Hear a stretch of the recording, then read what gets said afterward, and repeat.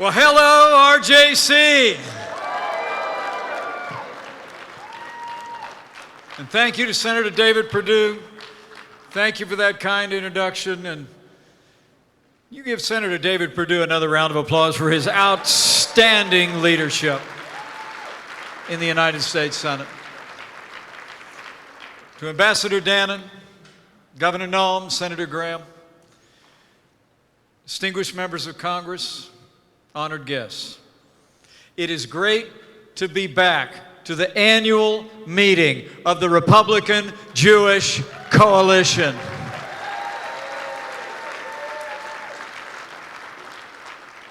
And I couldn't be more grateful to see all of you here, and grateful for the outstanding team at the R.J.C. Let's hear it for Matt Brooks and Senator Norm Coleman for the great job they've done bringing together this tremendous gathering.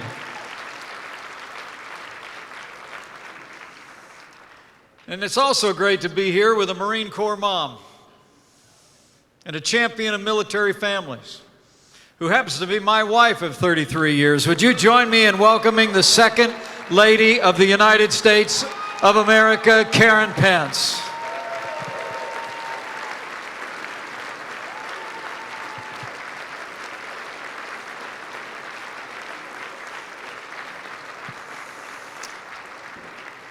It really is great to be here with all of you.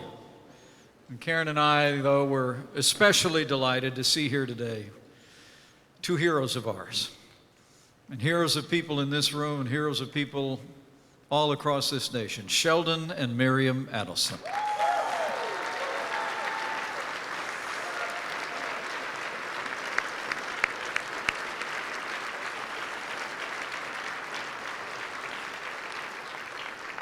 You know, last November, President Trump bestowed on Miriam Adelson the highest civilian award in the United States of America, the Presidential Medal of Freedom.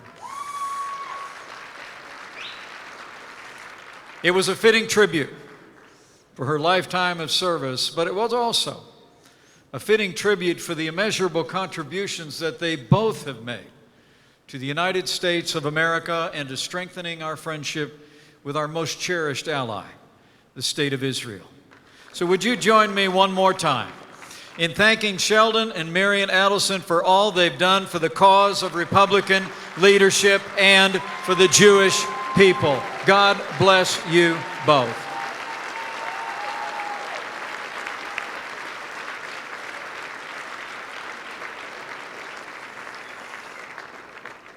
So thank you for that. But you know, I'm here for one reason and one reason only. Because America needs the Republican Jewish Coalition to do all you can to re-elect the man you heard from this afternoon. America needs 4 more years of President Donald Trump.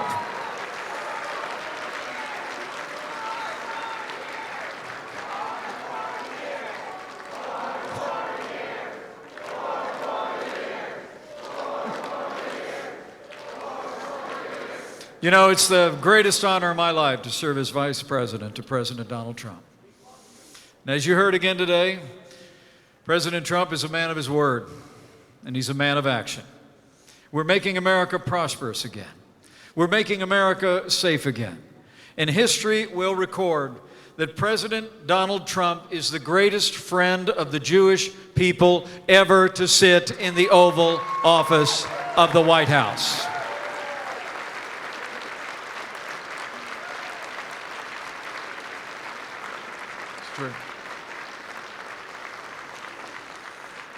But it's great to be among friends. And we've had an amazing few weeks in our party, haven't we? I mean, think about it. House Republicans upheld the president's declaration of a national emergency on our southern border. The Green New Deal got 0 votes in the United States Senate. And the last inch of the ISIS caliphate was captured by the armed forces of the United States of America and our allies. The ISIS caliphate is no more. And after 2 years of investigation and reckless accusation by many Democrats and members of the media, The special counsel confirmed what President Trump said all along. There was no collusion between the Trump campaign and Russia during the 2016 election. Now, while the Democrats will continue to cling to these discredited allegations, to bring more obstruction, more resistance, and more of their liberal policies forward, you can be confident. The President and I are going to continue to focus where we always have, on the issues most important to America, a stronger and more prosperous country and a safer world, which is exactly what we've done from the first day of this administration. You know, when you look back at the last 2 years, under President Donald Trump, I think there's only one way you can describe it. It's been 2 years of action. It's been 2 years of results.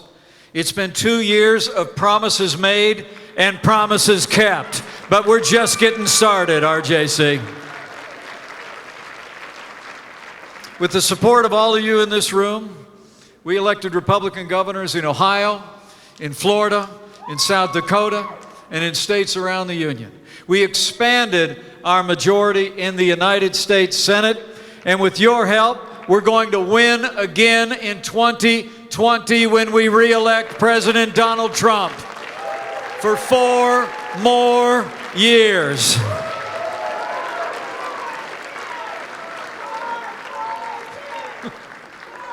So it's been promises made and promises kept.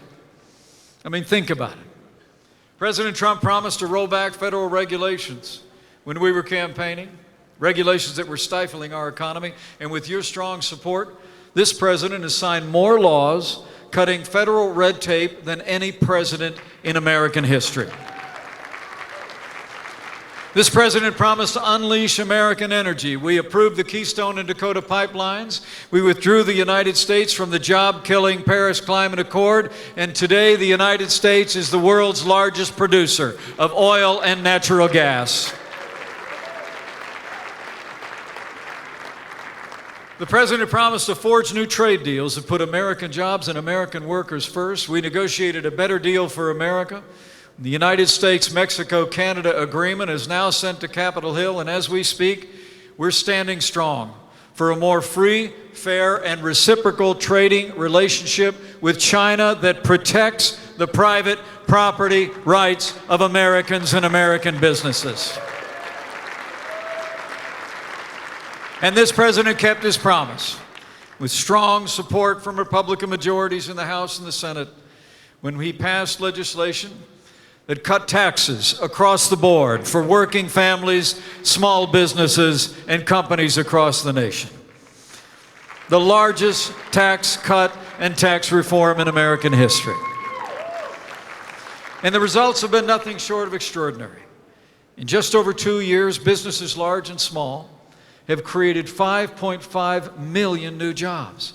Just yesterday, we announced the economy added nearly 200,000 jobs in the month of March alone, exceeding expectations and extending the longest streak of consecutive months of job growth in American history.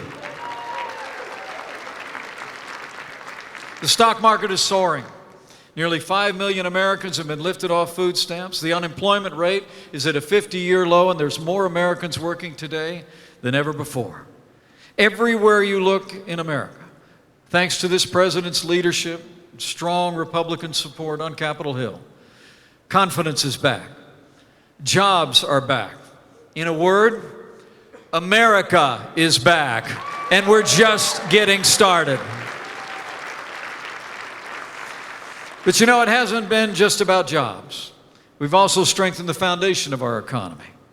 This president has actually appointed more conservative judges to our federal courts in the last 2 years than any administration in American history. And that doesn't even include Justice Neil Gorsuch or Justice Brett Kavanaugh. And these judges are all strong conservatives who will uphold the Constitution and defend all the God-given liberties enshrined in our Bill of Rights and in our founding documents, like the freedom of speech, the freedom of religion, the Second Amendment right to keep and bear arms, life, liberty, and the pursuit of happiness. And with this renewed respect for the rule of law, this president and our administration have been standing strong with the brave men and women who serve in law enforcement at every level across this nation. We're giving the men and women of law enforcement the resources and the respect that they deserve every single day. And that includes the courageous men and women of Customs and Border Protection.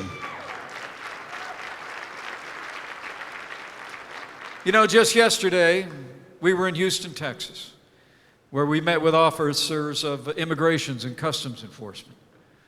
These are courageous men and women who put their lives on the line to enforce our immigration laws every day. Every single day, they break up human trafficking rings. They apprehend dangerous criminals and intercept drugs that are pouring across our southern border. I delivered a message to them on behalf of the President and all of you. I told them we will always stand with the men and women who enforce our immigration laws, and we will never abolish ICE.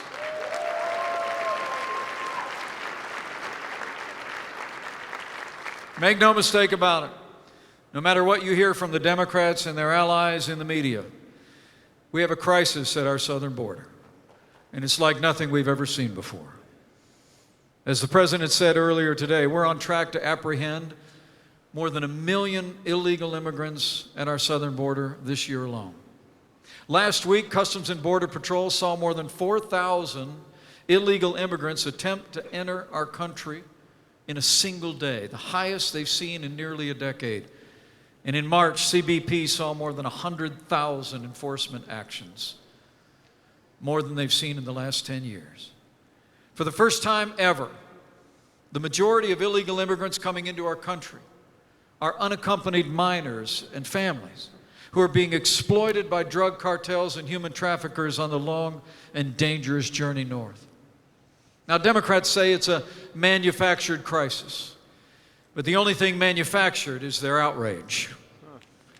As President Trump has said many times, if you don't have a border, you don't have a country.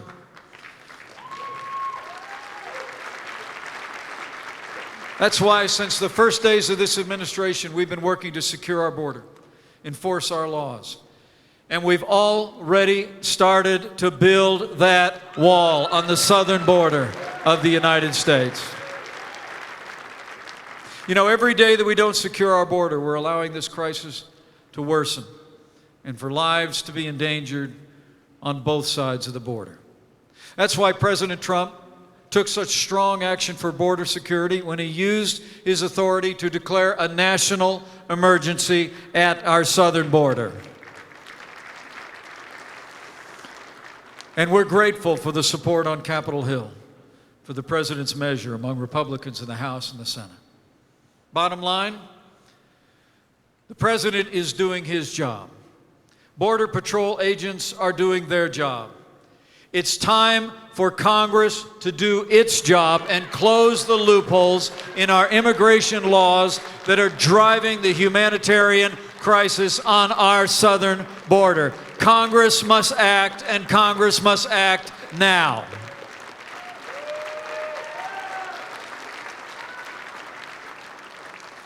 But let me promise you, whatever Democrats want to do to deny and obstruct our efforts to address this crisis, we're going to build that wall. We're going to secure our border, and we're going to fix this broken immigration system once and for all. So we've got this economy growing. We're restoring law and order for the American people. And under President Donald Trump's leadership, I'm proud to say we've also made the strongest military in the history of the world stronger still.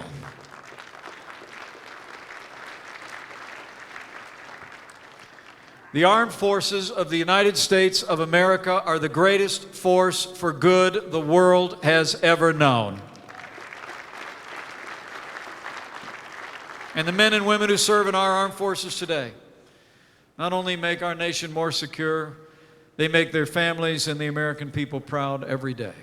And from our very first year in office, this president has put the interest and the support of our armed forces first. And President Donald Trump signed the largest investment in our national defense since the days of Ronald Reagan. We're rebuilding our military. We're restoring the arsenal of democracy. And we're once again giving our soldiers, sailors, airmen, Marines, and Coast Guard the resources they need to accomplish their mission and come home safe. And with that renewed American strength, I'm proud to say the United States is once again embracing our role as leader of the free world. As the President said just a few short hours ago from this podium, America is respected again. And with that respect, we're standing with our allies and we're standing up to our enemies. We've brought the rogue regime in North Korea to the negotiating table. We're standing strong to restore liberty and democracy in Venezuela. Our NATO allies are contributing more to our common defense than ever before, and we've taken the fight to radical Islamic terrorists on our terms on their soil.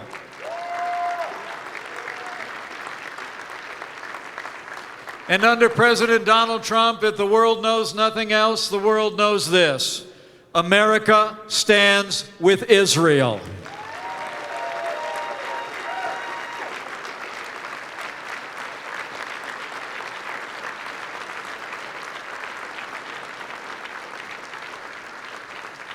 You know, it's the greatest honor of my life to serve as your vice president alongside a president who cares so deeply about the state of Israel.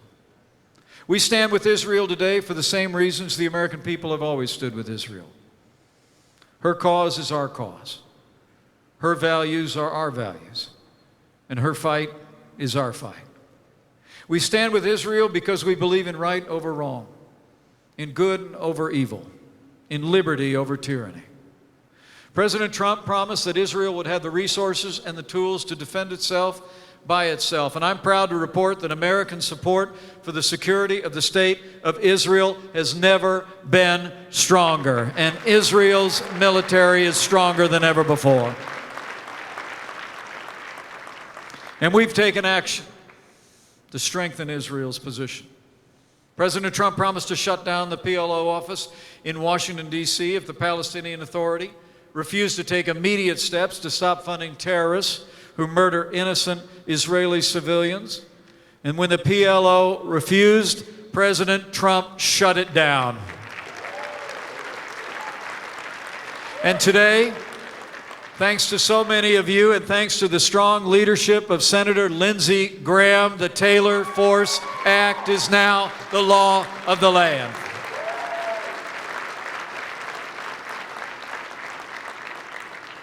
When President Trump promised to cut off funding to anti-Israel agencies at the UN, he meant that too.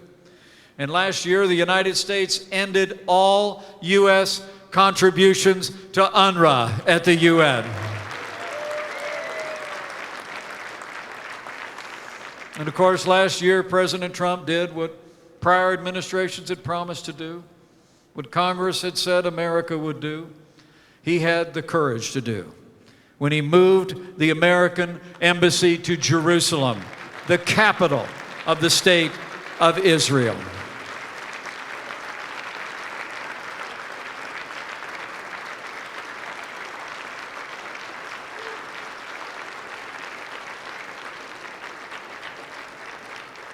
And as though all of that wasn't enough to affirm the strong ties between the United States and our most cherished ally, as Prime Minister Netanyahu said last month, he did it again.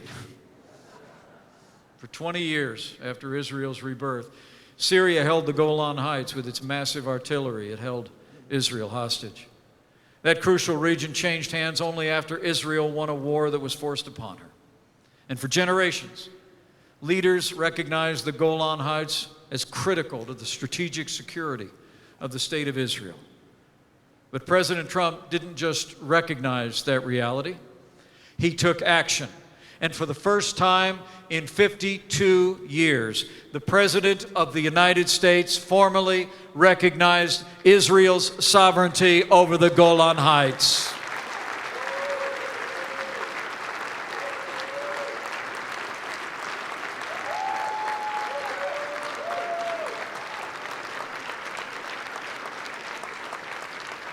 Now, I want to assure you the President made these decisions in the best interests of the United States. But he also believed they were in the best interests of peace. Because a lasting peace can only be built on a foundation of truth. And I promise you, we will work for peace. We will pray for the peace of Jerusalem, that those who love her will be secure. I promise you, as discussions are underway, it may well require compromise. But under this president and this administration, the United States of America will never compromise the safety and security of the state of Israel.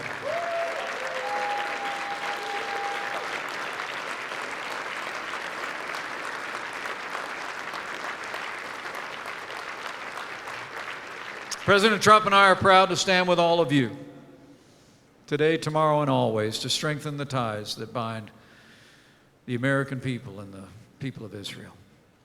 We've been standing with our allies, but as I said, we've also been standing up to our enemies, especially the world's leading state sponsor of terrorism, the Islamic Republic of Iran. And President Trump kept his word early in this administration when he withdrew the United States of America from the disastrous Iran nuclear deal.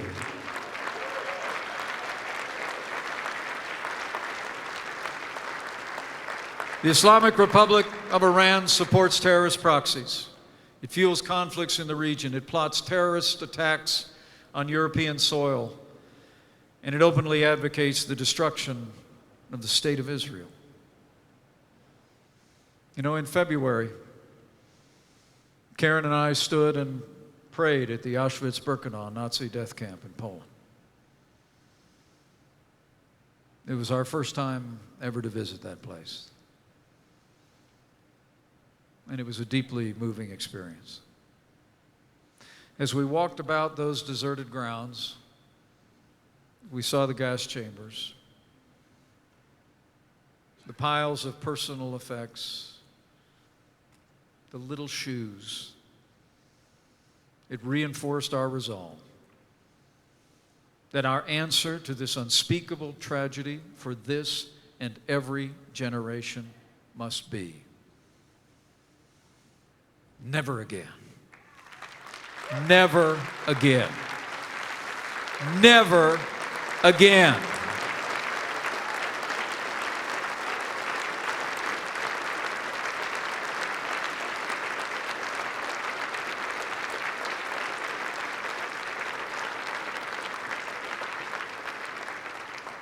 I can assure you, under President Trump's leadership, America will continue to stand strong against Iran's malign influence and its threats.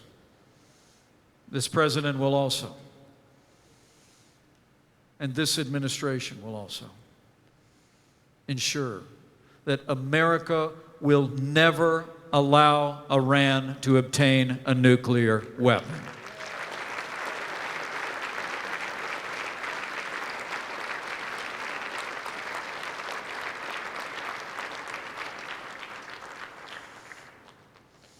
As I just reflected moments ago,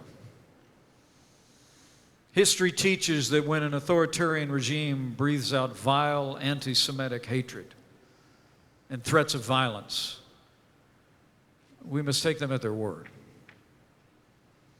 Anti-Semitism is not just wrong, it's evil. And anti-Semitism must be confronted wherever and whenever it arises, and it must be universally condemned.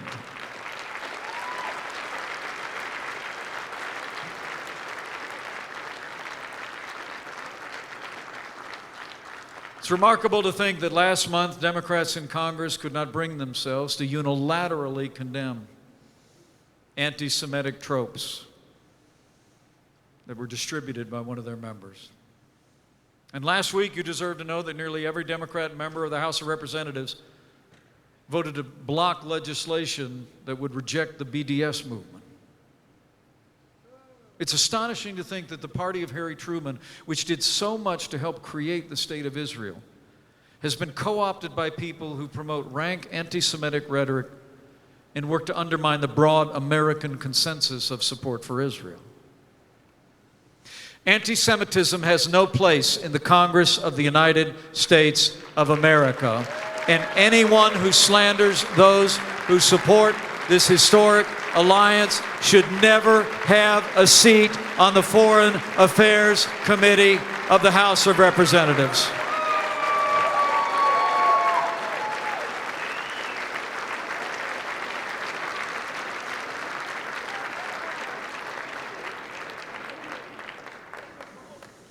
As you heard today at this very program, and I can assure you, under President Donald Trump's leadership, America will always stand with the Jewish people. We will always condemn anti-Semitism, and America will always stand with Israel.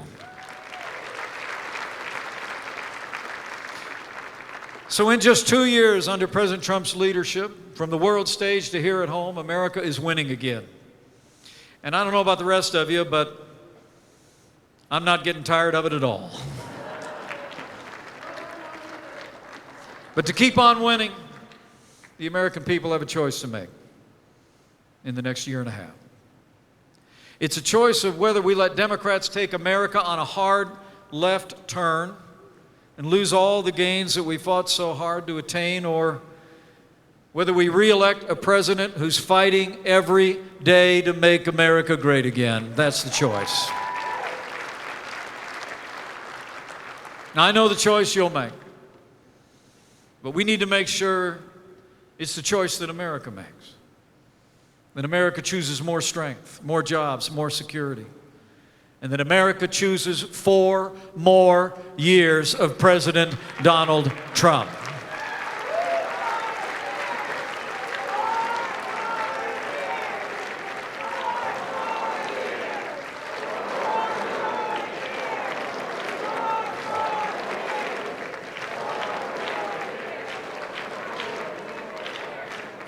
The truth is, the stakes have never been higher, and the choice has never been clearer. And it won't be enough just to win the next election. We've got to win the next generation.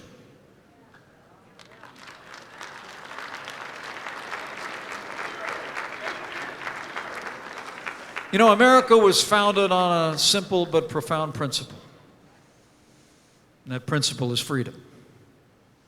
But today, Democrats openly advocate an economic system that has impoverished millions around the world.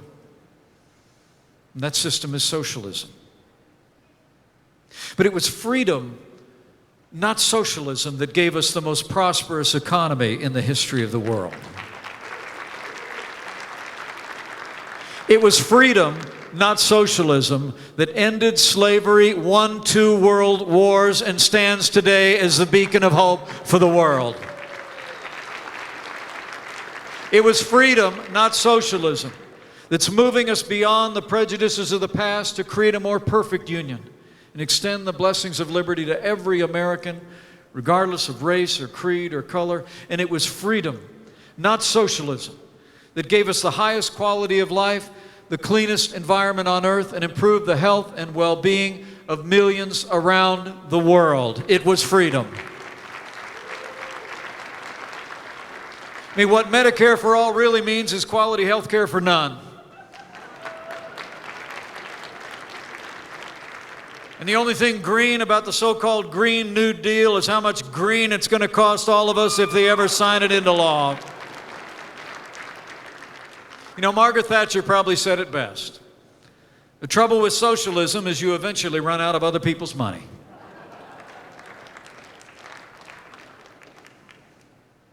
You know, the moment America becomes a socialist country is the moment America ceases to be America.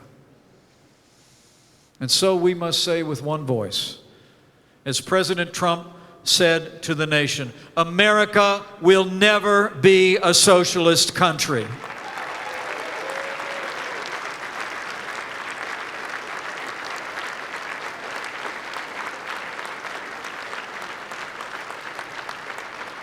For the sake of our freedom, we must say no to socialism and yes to liberty, prosperity, and the pro-growth agenda that's improving the lives and opportunities for millions of Americans.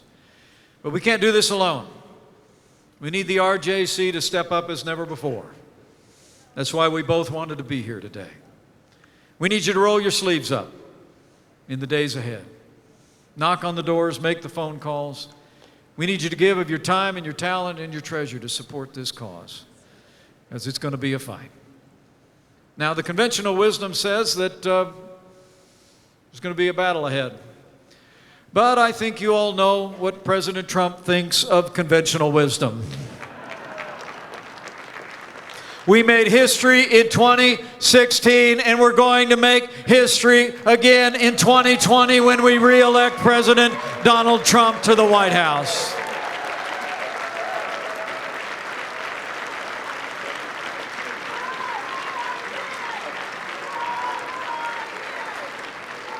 So I want to encourage you.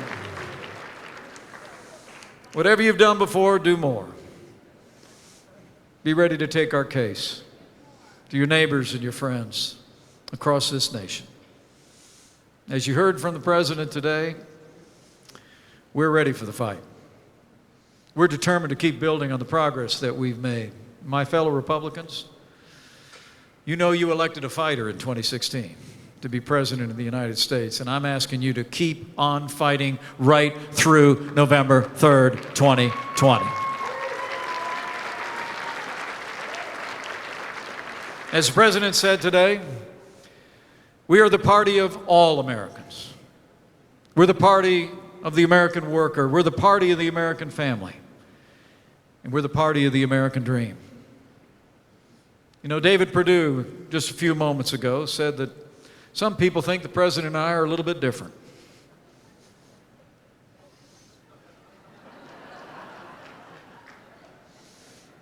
And, you know, the truth is, he's big city, I'm small town.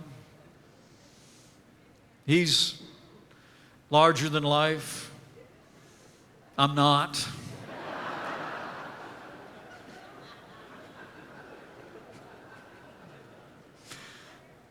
But the truth of the matter is, as I've gotten to know him and we've become close friends over the last several years, we actually have a lot in common. It's the American dream. You see, his grandfather immigrated to this country, and so did mine. His father built a business with his own two hands for his family, and so did his. Now, for him, the guy who describes himself as a kid from Queens, he went across the river to build the big buildings. I followed a career into public service. You know, I tell people, other than a whole lot of zeros, President Trump and I have a lot in common. A lot of zeros. And it's a belief in the American dream. Not because we heard about it, but because we've lived it. I mean, that Irish immigrant that I was named after, his Irish brogue still rings in my heart. And the truth of the matter is, that's what our party's all about. When you see the passion of this president that you saw today at this very podium, and you see all that we've accomplished, I just want to assure you that it's animated because President Trump and I believe in the boundless capacity of every American to live the American dream. And we are going to keep fighting until that dream becomes a reality for every American family. That's what it's all about. That's the story we have to go and tell. We have to tell what we've done to strengthen our nation, make America more secure, tell what we've done to roll back taxes and regulations and unleash American energy, to strengthen the constitutional foundation of our courts and to stand tall in the world again. We have to go tell the story. Tell the story of all that Republican leadership has accomplished with your support over the last 2 years. And I truly believe that if we lay out the choice facing the American people in every moment that remains between now and November 3rd, 2020, if we hold the banner of freedom high, if we put into practice those ancient words inscribed on the Liberty Bell to proclaim liberty throughout all the land and unto all the inhabitants thereof, that the American people will rally to our cause. We will keep on winning. America will keep on growing. We will re-elect Republican leaders to offices all across the land, from state houses to the Congress. We will renew Republican majorities in the House and Senate, and we will re-elect President Trump for 4 more years. And with President Donald Trump in the White House, with renewed Republican leadership at every level, and with God's help, we will finish what we started. We will make America prosperous again, more prosperous than ever before. We will make America safe again, safer than ever before.